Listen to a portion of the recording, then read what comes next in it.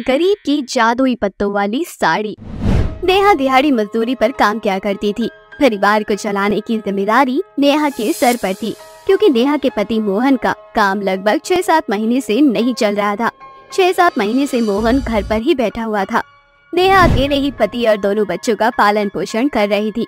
नेहा जहाँ पर भी काम किया करती थी, वहाँ पर बिरजू और रवि नाम के 2 आदमी थे। दोनों की बुरी नजर नेहा पर थी, क्योंकि नेहा दिखने में बहुत ही सुंदर थी। रोज रोज काम पर आने की वजह ना ये नेहा ही है। इसकी खूबसूरती ही हमें यहाँ बार बार खींच लाती है, वरना इतनी धूप में किसका मन करे यहाँ काम करने का। वो तो बिल्कुल सही है, मैं खुद नेहा को देखने के लिए ही आता हूँ। इसकी खूबसूरती देखकर तो मेरा दिन ही बन जाता है। अब किसी दिन मौका पाकर इसकी खूबसूरती हासिल हो जाए, बस मन की सारी इच्छा पूरी हो जाएगी। दोनों नेहा को बार बार घूर रहे थे। तभी नेहा की नजर उन दोनों आदमियों के ऊपर चली जाती है। नेहा को बहुत अजीब लगता है, लेकिन वे उन दोनों से कुछ नहीं कहती। और ऐसे ही शाम को नेहा घर की ओर आ रही थी। तभी रास्ते में रवि और बिरजू नेहा का पीछा करने लगते हैं। नेहा की सांस अटकी पड़ी थी। बेचारी भागते हुए अपने घर आ जाती है। नेहा को इस तरह हांफता हुआ देखकर उसका पति मोहन कहता है, क्या हुआ, कोई कुत्ता पीछे पड़ गया था क्या तुम्हारे, जो तुम इस तरह से भागते हुए आ रही हो? सब ठीक है ना? हाँ सब ठीक है। वे कुत्ता पीछे पड़ गया था, बस इसलिए भाग रही थी। अब आप चिंता मत करो, कभी कभी ऐसा हो जाता है। तुम जितना उन कुत्तों से डरोगी ना, उतना वो कुत्ते तुम्हें काटने को दौड़ेंगे, इसलिए शांति से वहाँ खड़ी रहना था तुम्हें। आप बिल्कुल ठीक कह रहे हैं, जितना डरोगे ये उतना ही डराते रहेंगे। खैर अब मैं नहीं डरूंगी इन लोगों से। इतना बोलकर नेहा रसोई घर में चली जाती है और खाना बनाना शुरू कर देती है। नेहा के दिल दिमाग में बार बार बिरजू और रवि ही चल रहे थे, लेकिन फिर भी किसी तरह से नेहा अपने परिवार को खाना बनाकर खिला देती है और थोड़ी देर में सभी लोग सो जाते हैं। अगली सुबह नेहा फिर से काम पर जाती है। बार बार बिरजू रवि नेहा को घूर घूर कर देख रहे थे और उसके ऊपर उल्टे सीधे कमेंट्स कर रहे थे। नेहा को गुस्सा आ जाता है और फिर बिरजू और रवि को खींचकर एक थप्पड़ मारती है। क्या तुम्हारे घर में माँ बेटियाँ नहीं है, जो तुम इस तरह से मेरे ऊपर बार बार उल्टे सीधे कमेंट कर रहे हो? अगर तुम्हारे घर की औरतों को इस तरह से कोई छेड़े तो तुम्हें कैसा लगेगा? इतना सब होने के बाद बाकी के लोग भी वहाँ पर जमा हो जाते हैं। तभी वहाँ पर काम करवाने वाला ठेकेदार आता है।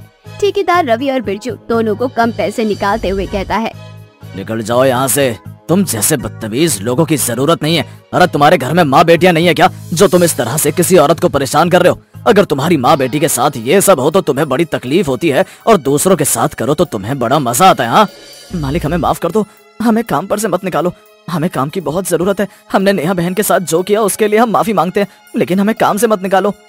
मुझे कुछ नहीं सुनना, एक बार मैंने फैसला सुना दिया तो सुना दिया। मैं किसी भी औरत के साथ बदतमीजी बर्दाश्त नहीं कर सकता, और तुमने जो किया है वो बिल्कुल माफी के लायक नहीं है। तुम किसी गरीब औरत का इस तरह से मजाक बना रहे हो, शर्म नहीं आती क्या तुम्हें?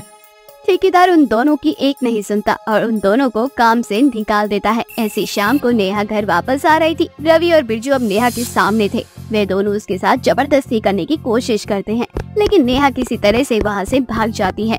भागते भागते नेहा एक जंगल की ओर बढ़ जाती है। नेहा की साड़ी एक पेड़ में लग जाती है। नेहा इस बात से अनजान थी कि उसकी साड़ी कहीं फंस चुकी है। वे खुद को बचाते हुए बहुत तेजी से भाग रही थी। साड़ी फंसने के कारण साड़ी आधे से ज्यादा फट चुकी थी। नेहा को कुछ भी समझ नहीं आ रहा था। वे बड़े बड़े पेड़ पौधों के बीच जाकर छुप जाती है। उसी से एक बड़ा सा पौधा था जिस पर बड़े बड़े पत्ते बने हुए थे। उन पत्तों में से आवाज आती है और वो पत्ते नेहा से बोलते हैं, क्या हुआ नेहा, तुम इतना डर क्यों रही हो? अब तुम्हें डरने की जरूरत नहीं है, तुम अब एक सुरक्षित स्थान पर आ चुकी हो। नेहा को लगता है कि रवि और बिरजू आ गए, लेकिन वे पत्ते बार बार नेहा को पुकार रहे थे। तभी ये पत्ते नेहा से बोलते हैं, अरे नेहा, हमारी ओर देखो, हम जादुई पत्ते हैं और हम हमेशा जरूरतमंद लोगों और अच्छे लोगों की मदद करते हैं। तुम्हें इस तरह से मुसीबत में देखकर हमने ही जानबूझकर तुम्हारी साड़ी पेड़ में फंसाई, ताकि तुम खुद हमारे पास चल कर आओ। अगर तुम सच में जादुई पत्ते हो तो भगवान के लिए मुझे मेरे घर छोड़ दो, मैं बहुत परेशान हूँ। तुम चिंता मत करो, हम तुम्हें सुरक्षित तुम्हारे घर पहुँचा देंगे। लेकिन मेरी साड़ी तो फट चुकी है और इस फटी साड़ी से मैं कैसे घर जाऊंगी? अरे तुम चिंता क्यों करती हो, हम है ना तुम्हारे साथ। हम तुम्हें पत्ते की साड़ियाँ बनाकर देंगे। और बताओ, और तुम्हारी क्या इच्छा है जो हम पूरी कर पाए? मुझे हमेशा हमेशा के लिए रवि और बिरजू जैसे लोगों से छुटकारा मिल जाए। इन्होंने मेरा जीना दुश्वार कर दिया है। गरीबी में अकेली अपने परिवार का पालन पोषण करती हूँ और ये लोग मुझ पर गंदी नजर बना कर रखते हैं। इन्होंने मेरा जीना दुश्वार कर रखा है, मुझे चैन से कमाने खाने भी नहीं देते हैं। अब तुम्हें कोई परेशान नहीं करेगा, इतना बोलकर जादुई पत्ते नेहा के लिए पत्तों वाली साड़ियाँ बना देते हैं। नेहा पत्तों वाली साड़ी पहनकर जादू से उड़ते हुए अपने घर की ओर चली जाती है।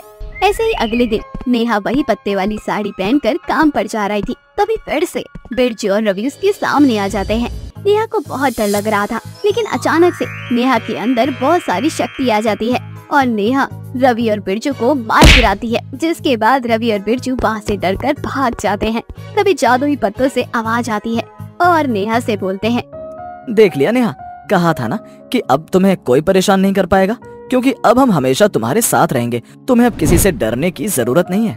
जादुई पत्तों, तुमने मेरी मदद की है, तुम्हारा एहसान मैं जिंदगी भर नहीं भूलूंगी। इसमें एहसान वाली कौन सी बात है, हमारा फर्ज था तुम्हारी मदद करना।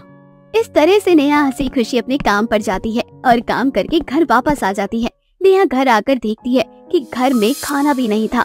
बेचारी उदास हो जाती है। तभी जादुई पत्ते नेहा को उदास देखकर बोलते हैं, नेहा, अगर तुम्हारे घर में खाना नहीं है या फिर तुम्हारे घर में किसी भी चीज की कोई कमी है तो तुम हमें बोल सकती हो, हम तुम्हारी मदद करने के लिए आए हैं। मेरे घर में खाना नहीं है, पूरा परिवार भूखा सोएगा तो मुझे बिल्कुल भी अच्छा नहीं लगेगा। तभी जादुई पत्ते नेहा को और नेहा के परिवार के लिए खाना मंगा देते हैं। जादुई पत्तों की मदद से नेहा अपने हर काम को आसान कर लेती है। ये कहानी रामपुर नाम के एक गांव की है, जहां सभी गांव वाले एक साथ रहा करते थे। पर जब भी बारिश हुआ करती तो उस गांव में एक लंबी सी चुड़ैल आ जाती और चुड़ैल को देख कुछ गांव वाले छिपकर अपने घर में बैठ जाते तो कुछ लोग खुश हो जाया करते। ऐसे ही एक दिन आधी रात को तेज बारिश होती है। सुमित्रा, फिर से बारिश होने लगी, जल्दी से घर के खिड़की दरवाजे बंद कर दे और बाबा ने जो राख दिया है उसे घर के चारों तरफ छिड़क दे। ये सब तुम्हारे कर्म हैं जो मुझे भी भुगतने पड़ रहे हैं। अरे क्या कसूर था उस लड़की का जो तुम लोगों ने मिलकर उसकी जान ले ली और फिर चुड़ैल बनकर अपनी मौत का बदला तुम सबसे ले रही है। अरे भाग्यवान, दोष देना बंद करो। मैं थोड़ी ना जानता था कि वो लड़की मर जाएगी और मरने के बाद एक चुड़ैल बन जाएगी। सारी गलती तो उसके ससुराल वालों की है। सारी गलती तो उसके ससुराल वालों की है, पर सजा तो हम गांव वाले भुगत रहे हैं ना। वे भी इसलिए क्योंकि तुम गांव वालों ने उनके ससुराल वालों का साथ दिया था। वे लोग तो आराम से अपने घर में बैठे हैं। आखिर उन्होंने पैसे फूंक कर अपना घर जो बनवा लिया। अब उस घर में कोई भी भूत चुड़ैल नहीं जा सकता, इसलिए वे चुड़ैल हमें मारती है। इतना बोलकर सुमित्रा बाबा की दी हुई राख अपने घर में छिड़कने ही वाली होती है कि तभी वो लंबी चुड़ैल अपने लंबे हाथ करके सुमित्रा के पति को बाहर निकाल देती है और उसे हवा में उड़ा देती है, जिसके बाद उस आदमी की लाश कहाँ जाकर गिरती है किसी भी गांव वालों को नहीं पता चलता और चुड़ैल हंसती हुई वहाँ से चली जाती है। इसी तरह से कुछ दिन बीत जाते हैं और एक दिन फिर से बारिश होती है और वो चुड़ैल फिर से वापस आती है। मैं आ चुकी हूँ। जो कोई भी मेरी मौत में शामिल था मैं उन सबको मार डालूंगी। मैं भी देखती हूँ आखिर तुम सब कब तक मुझसे बचते हो। इतना बोलकर एक बार फिर चुड़ैल एक घर की छत उखाड़ देती है और उसमें से दोनों पति पत्नी को निकालकर अपने पैरों तले रौंद देती है। इसी तरह हर बार चुड़ैल आती और किसी न किसी की जान लेकर चली जाती। ऐसे ही एक दिन फिर से बारिश में चुड़ैल आती है और जब वो सपना के पति पर हाथ डालती है तो सपना उसके सामने अपने हाथ जोड़कर बैठ जाती है और उससे अपने पति की जान की भीख मांगती है। नहीं काजल, मेरे पति को छोड़ दो। मैं जानती हूँ मेरा पति भी शामिल था, पर वे तुम्हें मारना नहीं चाहता। इनकी मजबूरी थी क्योंकि हम गरीब हैं। अगर मेरा पति तुम्हारे ससुराल वालों का साथ नहीं देता तो वे लोग इन्हें मार देते। तो मैं तुम्हारी दोस्त हूँ ना, क्या तुम मुझसे मेरा सुहाग छीन लोगी? तू मुझे अपनी दोस्त कहती है तो तूने अपने पति से कहकर मेरी जान क्यों नहीं बचवाई? और अगर तू सच में कहती है कि मैं तेरे पति को छोड़ दूं, तो तू कुछ भी कर और मेरे ससुराल वालों को उस घर से बाहर निकाल, ताकि मैं उन सबको अपने हाथों से मार सकूं। मैं भी उन्हें ठीक उसी तरह मौत देना चाहती हूँ जो आज से 5 साल पहले उन लोगों ने मुझे दी थी। तू जानना चाहती है तेरी दोस्त की मौत कितनी बेदर्दी से हुई थी? अरे कलमुही, मेरे बेटे का एहसान मान। उसने तुझसे शादी कर ली, पर तू मुझसे और बर्दाश्त नहीं होती। खम्बे जैसी घर में घूमती रहती है। तेरी वजह से पूरा गांव मुझ पर हंसता है। माँ जी, अगर मैं खम्बे जैसी लंबी हूँ तो इसमें मेरी क्या गलती है? और वैसे भी अंकुश मुझसे प्यार करता था, इसलिए उसने मुझसे शादी की। काजल की ये बात सुनकर काजल की सास को बहुत गुस्सा आता है। जब भी काजल की सास या काजल की ननद बाहर जाते, गांव के कुछ लोग उसका मजाक बनाते।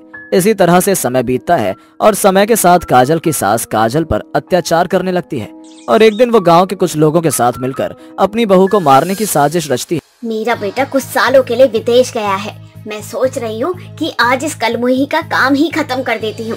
तेज बारिश भी हो रही है, भगवान भी मेरे साथ है। बस तुम सबको झूठ बोलकर उस गन्ने जैसी लंबोदरी को खेत में बुलाना होगा ताकि मैं उसे पानी में डुबा डुबा कर मार सकूं। ये तो गलत है। आप सिर्फ उस बेचारी को इसलिए मारना चाहती हैं क्योंकि वो बहुत लंबी है और आप उसे पसंद नहीं करती। ये तो गलत है।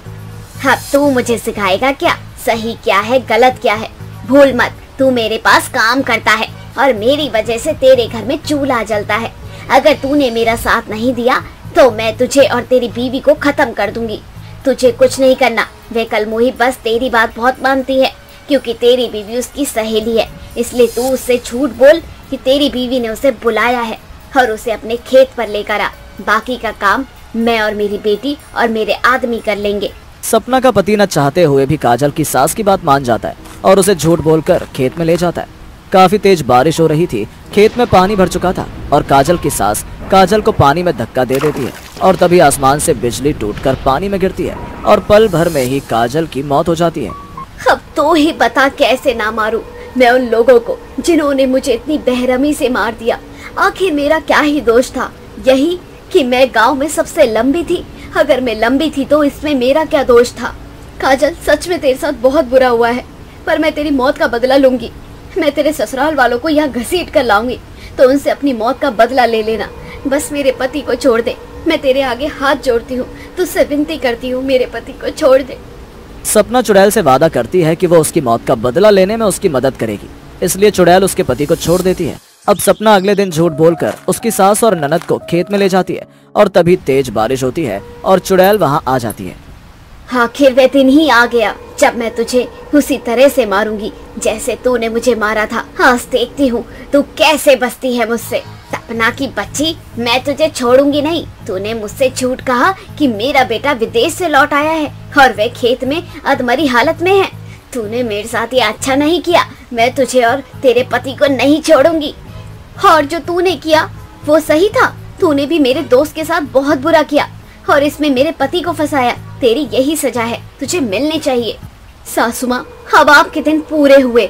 उल्टी गिनती गिन लो क्योंकि आसमान से बिजली गिरने वाली है। खेत में भी पानी भर चुका है। अब अपनी बेटी के साथ इसी पानी में डूब कर मर जाओ जैसे तुमने मुझे मारा था।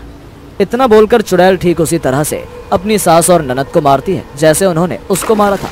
बदला पूरा होने के बाद चुड़ैल को मुक्ति मिल जाती है और वो गांव छोड़कर हमेशा के लिए चली जाती है।